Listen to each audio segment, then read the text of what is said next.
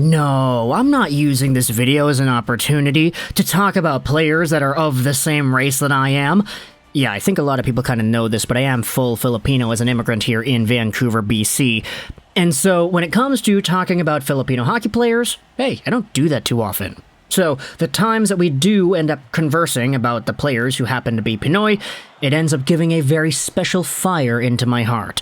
Today we're talking about the Robertsons, and no, I did not just only want to talk about Nick Robertson of the Toronto Maple Leafs, but I also wanted to talk about Jason Robertson of the Dallas Stars as well. Mostly because when it comes to the Nick Robertson progression, I guess you could say, within the Toronto Maple Leafs system, there's been a term I've seen thrown around a little bit more often than I probably would like to see, and that term is the Robertson Fatigue. Now, what exactly am I referring to? Well, let's go over the profile of Nick Robertson to try to illuminate where this fatigue, quote-unquote, might have come from. Nick Robertson was born on September 11, 2001. Yeah, I know. He's 20 years old, 5'10", 176 as a left-handed left-wing player. By the way, he's actually grown an inch since getting drafted, so very good to see him at 5'10 rather than 5'9".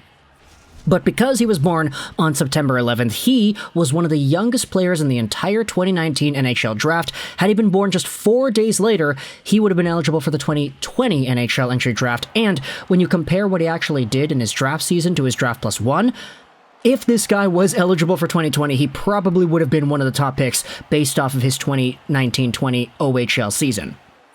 In the draft year that he had with the Peterborough Petes, he had 55 points in 54 games played. Pretty great. The season after that, though, Nick Robertson had 86 points in 46 Peterborough Petes games, including 55 goals. He was an absolute goal-scoring machine who played with a super intense motor, had crazy good puck skills, high tenacity, and even though he was small, he was still able to go out there and produce like crazy. This was exemplified and taken to greater heights when he actually made the Toronto Maple Leafs in the playoffs of that bubble season. He played 4 games against the Columbus Blue Jackets, he scored a goal, and at this point in time in 2020, a lot of people were saying, hey, this guy is 18 years old, and he's already playing for the Maple Leafs in the playoffs? Man, he's gonna be great. Let's get the Robertson hype train started up, baby. And then next season came along when he did not play for the Maple Leafs full-time. He actually played for the Marlies. He had 21 games over there, had 16 points. He had 6 games with the regular Maple Leafs, and he had 1 assist. But at the same time, there was still that hype from the prior year saying, yeah, no, he's a young prospect. He's got elite potential because he scored so many points in the OHL. His skills, his playmaking, his flair, his work ethic, it's all great. The sky is really the limit when it comes to Nick Robertson. And we like him too because he's small. We all know smaller guys have a more difficult time making the NHL, so it makes you want to cheer for these players more. In 2021-2022, though, Nick Robertson did not make the Maple Leafs full-time. He played 10 games with Toronto, and he had 1 goal. But the majority of his season was spent with the Marlies, where in 28 games played, he had 16 goals and 12 assists for 28 total points. Now, that's great. Honestly, all things considered, he is a point-per-game player as a 20-year-old in the AHL, despite being sub 6 feet. I definitely do think that there's a lot to be excited for here. But when it comes to that quote-unquote Robertson fatigue, what some people are alluding to is the idea that this guy has been hyped up ever since 2019-20 as being a hot young stud that is going to come in and absolutely tear the roof off. Now, the problem is he hasn't actually done that with the Toronto Maple Leafs yet, and because it's been 2 years of hyping this guy up, you could say there's some sort of a fatigue in the minds of some Leafs fans that are a little bit more impatient than others, especially when you consider where exactly the Maple Leafs' window to contend is. Cough, cough, it's here now. And so, this is a post that I wanted to go over on the Maple Leafs subreddit. For those of you who have Robertson fatigue, he is still only 20, and he's producing well. This is linking to an Our Hockey post made by Joseph Stallion analyzing the AHL's top forward prospects. There are 2 graphs over here, one talking about primary points at even strength in the power play, and another comparing primary points to relative goals for percentages. Nick Robertson, amongst all the other forward prospects in the NHL, is showing off very well. He's a dual-threat player with primary points on both the power play and at even strength, and when it comes to his goals for percentage numbers, he is one of the best players when it comes to just scoring primary points in general. He's just behind Jack Quinn of the Rochester Americans in the Buffalo Sabres system, and he really is just one of the best players, young prospects, in the AHL in general. The comments of this Leafs post go out there and talk about the Robertson fatigue and how it's always been such a silly thing to some people. Everyone always said the prospects take some time to adjust to the pro game, and now we're bored that one is taking a while to adjust to the pro game after being injured. The kid's only 20. He's still very young for a prospect.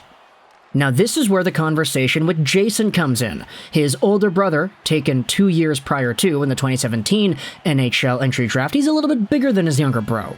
He's 6'3", 201, but for Jason Robertson, he definitely did not have the same sort of, let's just say, attachment from the Dallas Stars fan base as the Toronto Maple Leafs fan base had as early as they had him. Sure, Jason Robertson was one of the best OHL players, if not the absolute best in 2018-19, but it took him a while to actually become a mainstay Dallas Stars guy. He had 47 points in 60 games with the Texas Stars before making his debut with the team, the main team that is, for a full season in 2020-2021. He had 45 points and he was a Calder contender runner-up before exploding this previous season being over a point per game. For Nick Robertson, if you're going to go out there and expect somewhat of a similar progression because, hey, the guys are brothers, like, they're probably going to be similar in more ways than one, right? Then you're gonna have to go out there and be a little bit more patient with this dude, because Jason Robertson, spoiler alert, he was 21 turning 22 years old when he had his 45-point year in 51 games. Younger brother Nick on the Maple Leafs is going to be turning 21 in just a few days, so he still has quite some time to really prosper and develop in the pro game. And come on, the guy was already a point-per-game player with the Marlies. Like, what more could you ask for out of a guy who's only 20 years old? There definitely is a lot to be excited for here still, and even though you could go out there and say that all the odds are stacked against him because he's a smaller guy, he has had a few injuries here and there, he is still so young that it's difficult to go out there and really use that sort of sentiment to define his profile going forward. Let's go over on Adobe Prospects and look at the May 2022 report by Nick Richard on Nick Robertson as well. A broken leg suffered in just the Marlies' second game of the season derailed what was to be an important season for Robertson, but he did his best to make up for lost time upon his return, finishing the AHL campaign with 16 goals and 12 assists in 28 games. Good enough for the fourth best points per game mark among U21 AHL players who played at least 10 games this season. Robertson also earned a midseason look with the big club, and despite playing mostly limited minutes, he picked up his first career regular season goal in the NHL. Though he missed a significant portion of the year, he was still able to take a noticeable step forward in 21-22, and he should push for a regular lineup spot for the Leafs next fall. The Leafs will be looking to add secondary scoring lower in their lineup, and Robertson could have the inside track on a roster spot, depending on what offseason moves the club makes up front. And so, for anybody going out there and experiencing some of that Robertson fatigue, all you gotta do is be patient, man. There still is ample time for this guy to come in here and make the team, be an impact player, and heck, if that doesn't happen right away, it could happen next year. It could happen as soon as January rolls around. It could happen after Nick Robertson has a little bit of time to readjust and get his body back up to speed, dominating the AHL with the Marlies before getting a call-up because somebody's gonna get injured on the Maple Leafs full time. It's going to happen. You're gonna see this guy suit up for the team one way or another. And at the end of the day, you still do have a few more years left of Marner and Matthews on the contracts they have, so if worse comes to worse and you have to wait yet another season for Nick Robertson to be the player you want him to be at the NHL level, it's fine. He's only 20 years old. Like, he's got so much time, man. So much time.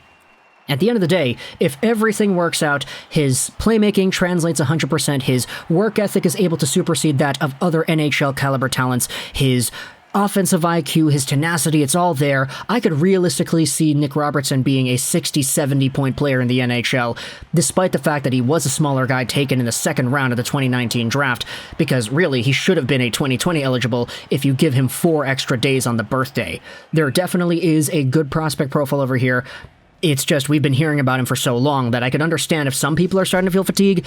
It's just, come on, man, you gotta wait for prospects. You can't give up on guys 2 years after they were drafted. Like, come on, bro. So, talk to the comments your thoughts about Nick Robertson and his development as a Toronto Maple Leafs prospect so far. How do you think his 2022-2023 season is going to go? You can let me know your thoughts in the comment section when it comes to points, the teams, the games played, etc., etc. I hope you enjoyed this Juraj 99, and bye.